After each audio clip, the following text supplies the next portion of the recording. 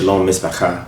This is Divine Prospect of Kingdom Harmony Ministries, and I'm here because I want to do a Torah reading for you guys, since this is the last day of Unleavened Bread, or Chag HaMatzot, that we have been celebrating, me and the Congregation of Fellowship Group, as well as my ministry organization, and as well as plenty others that actually watched the material that I put out in regards to the lecture dealing with the Hebraic calendar that we follow.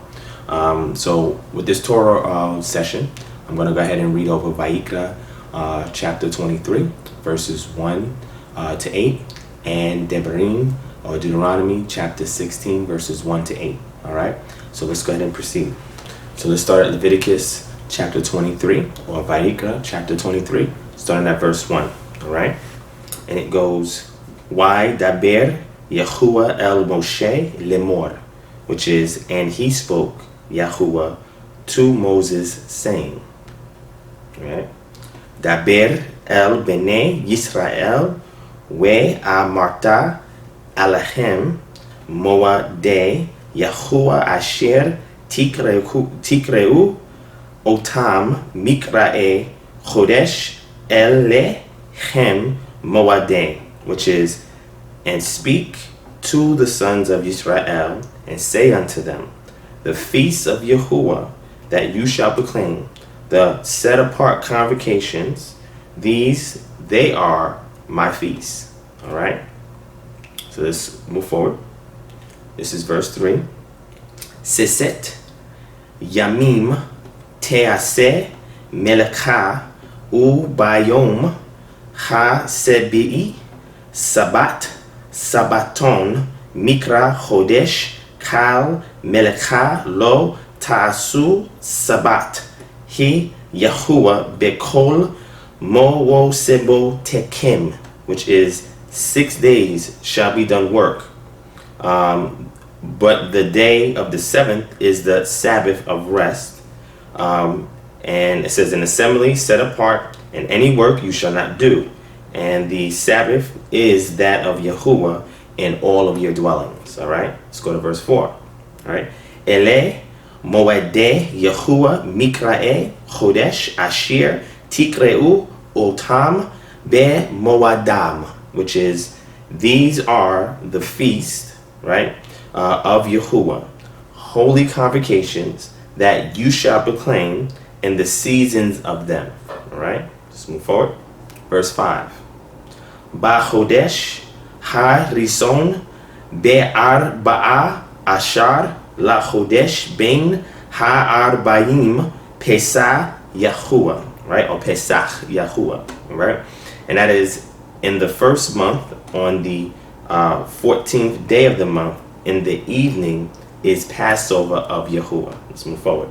Verse 6, right, Uba ha misa ashar yom la chodesh hazeh chag chamasot Yahuwah sibat yamim masot to kelu, which is then on the 15th day of the month. The same is the feast of unleavened bread to Yahuwah. 7 days of unleavened bread you must eat. Right? Verse 7. Bayom harison mikra chodesh yiyeh lachem kal meleket abodah lo ta'asu, which is, on the first day, you have to have a holy assembly. You shall have to the Most High, and any ordinary work you shall not do. Right? Let's move forward. This is verse 8, last verse. It says, Vehikratem ise Yahuwah sibat yamim bayom hasebi'i mikra chodesh kal meleket abodah lo ta'asu, which is, but you shall offer an offering made by fire to Yahuwah 7 days, and on the seventh is a holy assembly, or set apart assembly. Any ordinary work you shall not do. All right, and that concludes Vayikra chapter 23, verses 1 to 8, And for those who want to know what colloquially is, Leviticus chapter 23, verses 1 to 8. All right. So it's going to get to Devarim chapter 16, read verses 1 to 8 as well, which corresponds with this, which incorporates the feast of Pesach and unleavened bread. All right. So let's go to that. So now we're in Devarim chapter 16, starting at verse 1. It goes, Samor it Chodesh Ha'abib we asita Pesach Yahuwah Elohecha ki bechodesh Ha'abib Ho siaka Yahuwah Elohecha mim Misraim le Yala, which is observe the month of Abib. Keep the Passover of Yahuwah your Elohim. For in the month of Abib, he brought you forth, Yahuwah your Elohim, out of Egypt by night. All right? Verse 2. We zabata Pesach Yahuwah Elohecha son ubakar bam makom asher yibhar Yahuwah le sachen semoch sam, which is, and therefore you shall sacrifice the Passover to Yahuwah your Elohim of the flock and the herd in the place that he shall choose, Yahuwah, to establish his name there. All right? All right, so this is verse 3. It's Lo Tokal Alav Chames Sib At Yamim Tokal Allah Masot Lechem Oni Ki Behip Pazon Yasata Me'eretz Misraim Lema'an Tizkor et Yom Seteka Me'eretz Misraim Kol Yemeh Hayeka, which is, and you shall not eat with leavened bread 7 days, shall you eat therewith with it unleavened bread, even the bread of affliction. For in haste you came forth out of the land of Egypt, to that end you may remember the day when you come forth out of the land of Mizraim all the days of your life. Now, littered throughout these texts, you have it, which is a direct object marker, and there's no direct translation for that in English, okay? And you guys can go back and look up with that. So let's move forward. We're going to go to verse 4.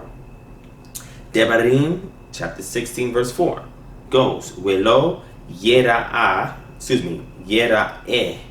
leka seor bekal ge burka sibat yamim velo Yalin min chab basar asher tizba ba'areb bayom harison lab boker, all right, to the morning time or the daylight time that ushers in the sunrise, okay? And it says, and not do seem to leaven bread with you in all your coasts 7 days, neither remain all night shall thereof anything the flesh that you sacrifice on the evening the first day until the morning. All right, let's go to verse 5.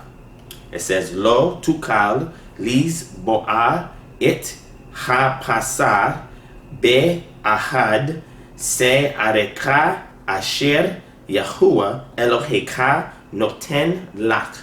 And that is, you may not sacrifice the Passover at any of your gates that Yahuwah your Elohim gives to you.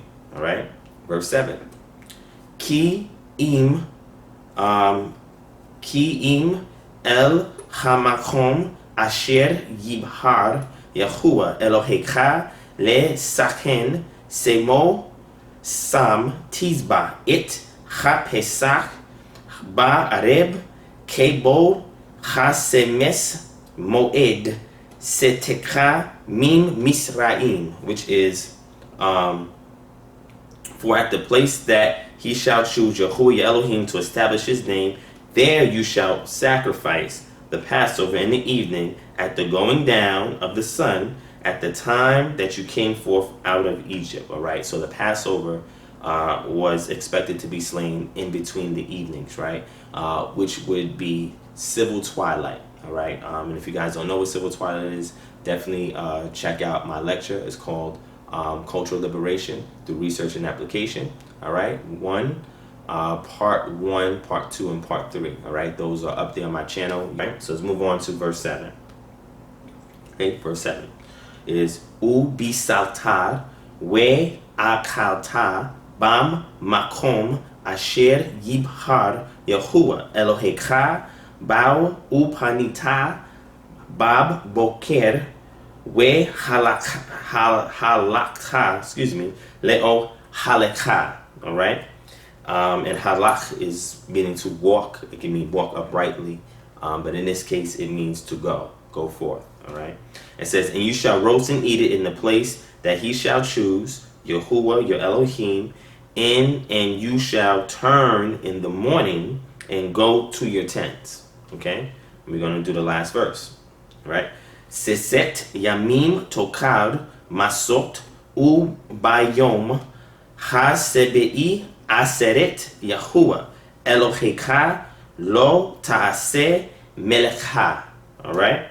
So it's saying here, 6 days you shall eat unleavened bread, and on the day, which is the 7th, a solemn assembly to Yahuwah, your Elohim, you shall not do no work. All right. And that's at verse 8. And that concludes for us Vayikra chapter 23 and Devarim chapter 16, and our Torah reading in regards to Pesach and unleavened bread. This is the consummation of the feast. This concludes our Pesach feast, as well as our Chag HaMatzah, or Chag HaMatzot, if you want to say singular plural, which is the feast of unleavened bread. And again, this is the final day of that feast, which is a solemn day of rest as well. No occupational work should be done.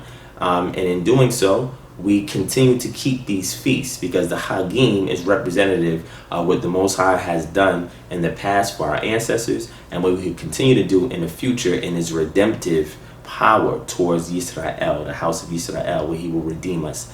And each one of these feasts is representative of that, right? And future videos can address that.